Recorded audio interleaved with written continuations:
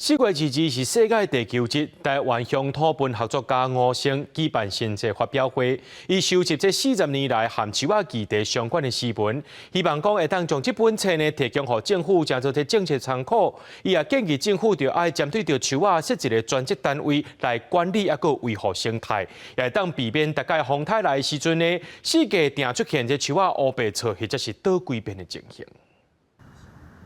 向每一桩守护未来的树栽承诺，阮会用心看顾、亲密陪伴。这首含树仔约定是台湾乡土文学家吴声的心声，伊希望会当甲咱丰富的自然资源完整传予后一代。伫咧4月22世界地球日即天，吴声举办新册发表会，新册就号做《爱树无可取代》，收录伊这40档来含种树相关的诗文。总统伊成立气候变迁委员会，所以我咧想讲，安尼我就是顺这个时阵，我拄好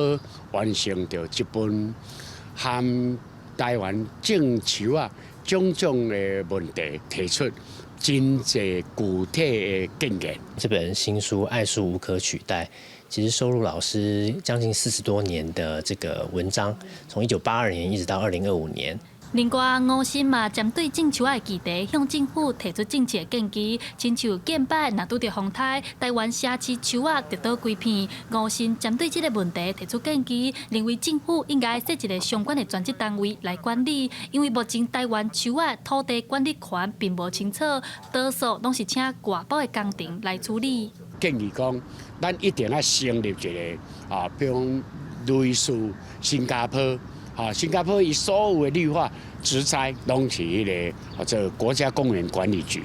比如刚才我听咧讲着讲，前阮一个溪州乡10外个单位。吴声讲，台湾目前有一个现象，大家树仔乱种，而且乌白草。除了建议国家爱设一个专职单位以外，伊也建议政府爱针对树木设一个相关的法则，若是歹意对待树仔，拢爱受罚，才会当确实改善即马台湾树仔的乱象。记者戴亚选柯敏哲台北报道。